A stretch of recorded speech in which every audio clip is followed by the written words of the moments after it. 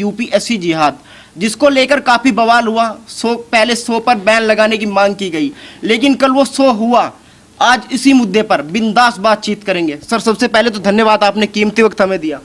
तो सर, जैसे कि आपने मुद्दा उठाया है, मेरा पहला सवाल ये है कि आपके दिमाग में कैसे आया कि इस मुद्दे को उठाना चाहिए, और यूपीएससी जिहाद है क्या? देखिए, किसी भी देश को गुलाम करना है, कब्जा करना है, तो उसके तंत्र में घुसना पड़ता है। ये दुनिया भर में होता रहा है। कई देश ऐसे कब्जे में गए, वहाँ के देश गुलाम हो गए। हिंदुस्तान में ईस्ट इंडिया कंपनी आई थी, उन्होंने भी सारा तंत्र अपना बनाया और अपने लोग बिठाए। इस वक्त ऐसे तमाम वीडियो आपको सोशल मीडिया पर मिलेंगे जो कहते हैं कि मुसलमानों, ब्यूरोक्रेसी पे कब्जा करो। मैंने अपने शो में सब दिखाए हैं। जब ऐसा मैंने देखा तो मैंने कहा कि ये केवल बातें हो रही है हवा हवा, या ज़मीन पे भी कुछ हो रहा है। तो पता चला कि भारत सरकार ने मनमोहन सिंह के कार्यकाल में अपने कार्यालय में एक ओएसडी रखे थे, जो कि ज़कात फाउंडेशन के अध्यक्ष और जो मुसलमानों को पहला अधिकार है इस देश के संसदों पर, ऐसा कहने वाले प्रधानमंत्री कार्यालय के सबसे पावरफुल व्यक्ति थे। उन्होंने ही भारत के मुसलमानों के लिए भारत में जो कोचिंग सेंटर निकाले यूपीएससी के लिए, वो 5 कोचिंग सेंटर में से 4 मुस्लिम यूनिवर्सिटियों में गए, 1 मुस्लिम बहुल क्षेत्र में गया। तब समझ में आ गया कि ये क्या हो रहा है। हमने तो आवाज़ तभी उठाई थी, लेकिन बाद में पता चला कि इस एग्ज़ाम में लोगों को जो बिठाया जा रहा है उसको अल्पसंख्यक मंत्रालय पैसे देता है मुसलमान के नाम पर। मुसलमान में जातीयवाद नहीं, ऐसा वो कहते हैं, अल्पसंख्यक के नाम पर पैसे लेते हैं। तो पहला आपत्ति तो यही है कि आप अल्पसंख्यक का कब तक कहोगे भाई? 30-40 करोड़ के होने के बाद भी कोई अगर जमात संख्या या समुदाय अल्पसंख्यक है तो उसको कहने वाला तो शातिर है, लेकिन मानने वाला मूर्ख है, ऐसा मैं मानता हूँ, या लाचार है, उसमें हिम्मत नहीं है। मेरे में है तो मैं इस पे प्रश्न उठा रहा हूँ। दूसरा मुद्दा है, आप एक तरफ मुसलमान होने का बेनिफिट सरकार से लेते हैं, प्रिलिमिनरी एग्ज़ाम के लिए आपको लाखों रुपए मिलते हैं, लेकिन मेरा हिंदू भाई अगर एग्ज़ाम देना चाहता है तो अपनी माँ का मंगलसूत्र बेचना पड़ता है और पिता की ज़मीन जायदाद को गिरवी रखना पड़ता है, तब जाके दिल्ली में आके धक्के खाता है। तो क्या ये भेदभाव नहीं है? क्या ये डॉक्टर बाबा साहब अम्बेडकर ने बनाए हुए संविधान और उसकी भावना की हत्या नहीं है? है। इतना ही नहीं, इसके अंदर बड़े बड़े गेम, बड़ा ऐसे सिस्टमेटिक प्लान किया गया। एक तो मुसलमान के नाम पे पैसे लिए, फिर आपने ओबीसी के नाम पे रिजर्वेशन लिया। तो हमारे हिंदू भाई का जो रिजर्वेशन है उसका 60% हिस्सा एवरेज मुसलमान ले रहा है। तो क्या इस पे आवाज़ नहीं उठानी चाहिए? तीसरा, उसके कारण उसको उम्र में ज़्यादा लाभ मिल रहा है। मतलब एक तरफ वो मुसलमान होने का फ़ायदा उठा रहा है, एक तरफ जाति का फ़ायदा उठा रहा है, और इस्लाम कहता है कि भाई कोई जाति नहीं है। तो ये क्या तंत्र है भाई? तो आप ओबीसी का फ़ायदा उठा रहे हो, फिर आपके परीक्षा का अटेम्प्ट देने का मौका आपको मिलता है 9, जनरल को मिलता है 6, उम्र का फ़ायदा आपको मिल रहा है 35 वर्ष, दूसरे को मिल रहा है 32 वर्ष, मतलब 3 वर्ष बहुत बड़े कंपटीशन एग्ज़ाम में। और उसके बाद ये ध्यान में आ रहा है कि लिखित परीक्षा में जो है उनको जितने मार्क मिलते हैं उनसे ज़्यादा मार्क इंटरव्यू में मिल रहे हैं। तो कैसे, कहाँ में से मिल रहे हैं इंटरव्यू में, क्यों दिए जा रहे हैं? फिर सबसे खतरनाक मुद्दा, परीक्षा का पेपर लिखने वाला मुसलमान, परीक्षा का पेपर देने वाला मुसलमान और परीक्षा का पेपर चेक करने वाला मुसलमान, ये चयन उर्दू भाषा के कारण सेट हो रही है। तो भाई ज़्यादा मार्क्स मिल रहे हैं, और कितने ज़्यादा मिल रहे हैं? तो भारत के इस देश में उर्दू के इतने ज़्यादा लोग ना होते हुए भी जितने स्टूडेंट यूपीएससी में बैठ रहे हैं उनमें सबसे ज़्यादा, और कई जगह तो 2 से 3 गुना ज़्यादा पासिंग का परसेंटेज उर्दू का ज़्यादा है, हिंदी इंग्लिश का नहीं है। लोग तो ऐसा मानते हैं कि इंग्लिश पढ़ने वाला बहुत होशियार होता है, लेकिन उर्दू पढ़ने वाला कहाँ से होशियार हो गया भाई? अच्छा, अगर होशियार हो गया, यूपीएससी में आपने 140% की ग्रोथ है, 140%, तो आपकी डॉक्टर में क्यों नहीं है, इंजीनियर में क्यों नहीं है, आईएम में क्यों नहीं है, बाकी जगह पर क्यों ग्रोथ नहीं है? तो ये ग्रोथ इसी जगह पर क्यों हो रही है? क्योंकि आपने पूरा तंत्र विकसित किया है। और वो तंत्र कितना खतरनाक है, खुद वो कहते हैं कि एक पुलिस स्टेशन में अगर एक मुसलमान आ जाता है तो उसका नूर बदल जाता है। सोचो कि जिलाधिकारी होगा तो क्या होगा, एसएसपी होगा तो क्या होगा। ये सब उनके वीडियो हैं। अच्छा सर, आपने देखा होगा हर कोई चाहता है कि कोई भी काम हो तो उसमें पारदर्शिता हो, लेकिन जो यूपीएससी है वो पर्दे के पीछे रहकर काम कर रहा है। ऐसे में सर क्या सोल्यूशन है कि पारदर्शिता हो जाए? देखिए, हमारे देश के प्रधानमंत्री बहुत पारदर्शिता के पक्षधर हैं और हमारी सरकार सालाना करोड़ों रुपए सूचना के अधिकार पर खर्च करती है, लेकिन उस सूचना के अधिकार में यूपीएससी नहीं आता है। चलो किसी कारण से नहीं आता, थोड़ी देर के लिए मान ले, लेकिन आप किसी के मार्क्स बढ़ा रहे हो, किसी के मार्क्स घटा रहे हो, इसको स्केलिंग कहते हो।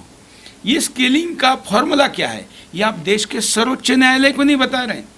आप और मैं नागरिक छोड़िए, आप और मैं पत्रकारिता छोड़िए, देश के सर्वोच्च न्यायालय को भी वो फॉर्मूला बताने को तैयार नहीं। वो कहते हैं ये हमारी इंटेलेक्चुअल प्रॉपर्टी। इस देश के सबसे बड़े तंत्र नौकरशाही में जाने की व्यवस्था, जिस रास्ते से वो रास्ता अगर अंधियारा और भ्रम का है तो इस देश का भाग्य, सौभाग्य और भविष्य ठीक नहीं है। इसलिए उसमें इंटरव्यू बंद कर लेना चाहिए। इंटरव्यू होगा तो फेवर होगा, आज ये सरकारी कल और कोई रहेगी, तो इंटरव्यू बंद कर देना चाहिए और पूरी ट्रांसपेरेंसी सब कुछ ओपन कर देना चाहिए। अच्छा सर, आपने ये भी कहा है कि ये जो मुद्दा है ये राष्ट्रीय सुरक्षा से जुड़ा हुआ है। जो हमारे दर्शक देख रहे हैं उनको बताइए कि कैसे राष्ट्रीय सुरक्षा से जुड़ा हुआ है। ये बहुत सबसे ज़्यादा खतरनाक है। मैं किसी को 4 रोजगार ज़्यादा देने को तैयार हूँ, किसी को कुछ लाख रुपए ज़्यादा देने को तैयार हूँ, लेकिन राष्ट्रीय समझौते से मैं बिल्कुल तैयार नहीं। आपको जानकर आश्चर्य होगा, इस देश में पिछले वर्ष 40 मुसलमान यूपीएससी में चुनकर आए, उसमें से 47 उस ज़कात फाउंडेशन से आए हैं जिसका संबंध अल-कायदा, तालिबान, आईएसआईएस और पैलेस्टीन मुस्लिम मूवमेंट, हमास और कई संगठनों से। उसका खुलासा मैं आज रात करने वाला हूँ। ये सारे प्रश्न होते हुए भी आप उत्तर देने को आ नहीं रहे और आप अपने वेबसाइट पर खुलासा छाप रहे। यूके में हमारे एम्बेसी पर जिन्होंने हमला किया उनसे आर्थिक संबंध जिस मदीना ट्रस्ट के हैं उसके साथ ज़कात फाउंडेशन है। तो आप मुझे बताइए, ये राष्ट्रीय सुरक्षा का मुद्दा नहीं है क्या? और पैन इस्लामी दुनिया भर के मुस्लिम संगठनों का जो मुस्लिम एड है या पैन इस्लामिक का जो ऑर्गेनाइजेशन है, वो अगर इस ट्रस्ट के साथ जुड़ा है तो यह आदमी कल क्या करेगा? परिणाम आपने देखा।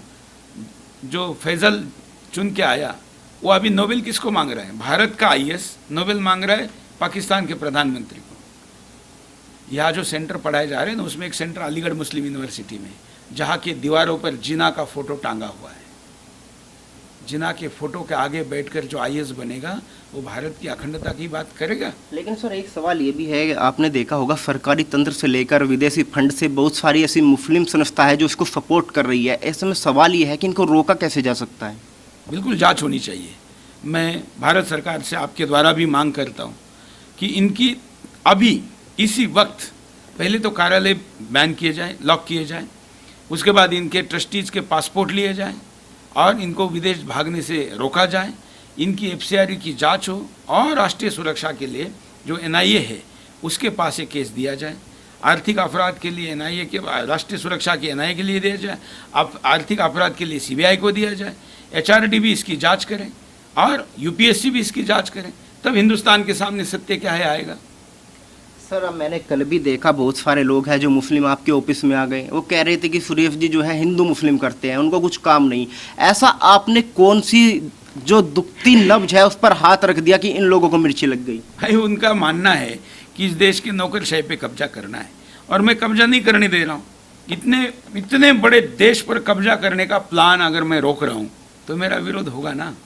और मैं मानता हूँ कि मैं हिंदू मुस्लिम करता हूँ, इसलिए करता हूँ कि वो कहते हैं ना कि आप सड़क पानी बिजली की बात करो, उसके लिए बहुत चैनल है, वो करते हैं ना, लेकिन मैं जो करता हूँ और कोई नहीं करता। दूसरा, सड़क बिजली पानी की समस्या ने इस देश का विभाजन नहीं किया, इस देश का विभाजन हिंदू मुस्लिम समस्या ने किया है। इसलिए मैं उस पर फोकस कर रहा हूँ कि दोबारा विभाजन ना हो, दोबारा इस देश पे कोई कब्जा ना करे। तो मैं तो एक आर्मी का काम कर रहा हूँ ना, उसमें क्या गलत है? हाँ मैं करता हूँ, मैं स्वीकार करता हूँ। सर हमने कल आपका शो देखा, उसमें कोई ऐसा विवाद नहीं था, बल्कि आपने जो स्टेटमेंट दिखाई वो उन्हीं नेताओं की थी, ओवैसी जैसों की, लेकिन फिर भी ये लोग कोर्ट तक पहुंच गए कि शो को बंद कराएंगे। देखिए क्यों पहुंच गए, वो कहते हैं ना चोर के दाढ़ी में तिनका। इनके ध्यान में आ गया कि अरे इसने तो ऐसा मुद्दा उठाया है, और सुरेश चौहान के जो मुद्दा उठाता है वो मुद्दा अंजाम तक जाता है। आप जानते हैं, इनको पता है कि अब जनसंख्या कानून में आने वाला है तो संसद में बच्चे पैदा करके घुसने का रास्ता बंद हो जाएगा, इधर में भी रास्ता बंद हो जाएगा, तो फिर आने वाले दिनों में कैसे कब्जा करेंगे? इसलिए मेरा विरोध शो आने के पहले हुआ। आज तक दुनिया में कहीं ऐसा हुआ? मेरा शो तो सौभाग्यशाली है कि मुझे इस देश में विश्व का मैं पहला शो बन गया हूँ जिसको ऑन एयर होने के पहले बैन लगा। मैं सावरकर भक्त हूँ और सावरकर जी का पुस्तक है भारत का पहला स्वतंत्रता समर 1857, उसके ऊपर छपने के पहले बैन लगा था। मेरा शो प्रकाशित होने के पहले बैन लगा, लेकिन बैन उठा और हमने शो किया। अब हम इसको ज़मीन पर लेके जाएंगे, इसका 9-10 दिन चैनल पर दिखाएंगे, फिर ज़मीन पर उतरेंगे। भारत सरकार को यूपीएससी का रिफॉर्म करने के लिए हम आग्रह करेंगे। क्या आपको नहीं लगता कि उर्दू और इस्लामिक स्टडी को यदि सिविल सर्विस से अलग कर दिया जाए तो यह समस्या तुरंत ही समाधान हो जाएगी? देखिए, इसमें बड़ी होशियारी है। उन्होंने इस्लामिक स्टडी नाम का कोई सब्जेक्ट नहीं रखा है, लेकिन उर्दू में जब आप लिटरेचर पढ़ोगे, साहित्य पढ़ोगे, तो स्वाभाविकता उसमें छत्रपति शिवाजी महाराज थोड़ी होंगे, उसमें आपका हिंदू वांग्मय थोड़ी होगा, संत वांग्मय थोड़ी होगा, तो होगा तो वही जो आप पढ़ोगे। बड़ी चौंकाने वाली बात है, उसमें हिस्ट्री पढ़ाई जाती है और उस हिस्ट्री में उस खिलजी को क्रांतिकारी कहा गया है जिस खिलजी ने माँ पद्मावती पर बुरी नज़र डाली थी और हजारों महिलाओं ने अपने प्राणों की आहुति दी थी सती जाकर। उनका हत्यारा खिलजी वहाँ नायक है। आपको पता है यूपीएससी